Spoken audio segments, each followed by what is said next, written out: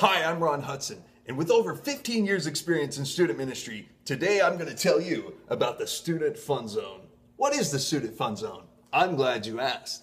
Imagine this quadrant has having fun in it. Students are perfectly capable of having fun with or without you. In this quadrant, we have not having fun and participating in planned activities. This is also a very popular quadrant. Up here we have not having fun and not participating in planned activities. Again, another very popular quadrant. But this is the holy grail. Having fun and participating in planned activities. This is what I want to talk to you about today, and I call it the Student Fun Zone. So why is the Student Fun Zone so elusive? Like the city of Atlantis, something that's impossible, something you've never seen before in your ministry. I'm going to tell you why. It's because it's a moving target. Imagine, for instance, you have sixth graders here. Sixth graders are perfectly content to flick paper footballs and hear you tell stupid stories. A freshman, on the other hand, needs a more curated event. They need something with planning and money and fun and stuff like that. So a senior, on the other hand, can be perfectly bored at Cedar Point or Six Flags. This is why the Student Fun Zone is so elusive. So how do we solve this problem? Well, I'm glad you asked.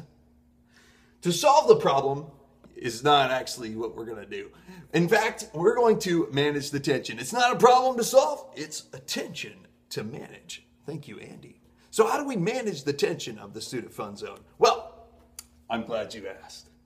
This is the Student Chaos Continuum. And I call it the Student Chaos Continuum because it's the natural progression of students when left to their own devices. It starts with not listening, it continues on with pushing and then yelling, then they start making up their own games, then they run away, they start making out, then there is fire of some sort, use your imagination, then there's a broken bone, and it culminates in an ER visit. Many of you are familiar with this Student Chaos Continuum because you've seen it yourselves. So how do we combat the Student Chaos Continuum?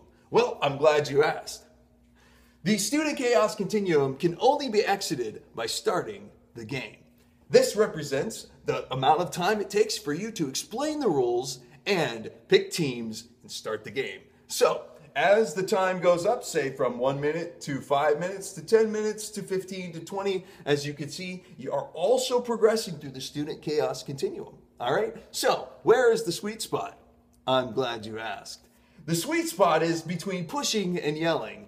And I know what you're saying. You're saying, but they're not listening. They don't know how to play the game. That's right. But if you get to yelling, you've lost your group. And it's almost impossible to regain control and still have fun. Sure, you can scream and you can yell and stuff and regain control, but then you're yelling too and it can just go down from there. So what you want to do is start the game around between 5 and 10 minutes of explanation. Preferably if you can get to the not listening stage where you can just kind of throw it out there and get it going, that's even better. Once you start the game, students are going to be like, I don't know what's going on. Nobody told me. And we'll be like, and that's your awesome opportunity to say, well, I guess you should have listened. Because I know you've been dying to say that one. So remember, the only way to exit the Student Chaos Continuum is to start the game. Thank you for watching. I'm Ron Hudson. Tune in next time where you can learn more about youth ministry.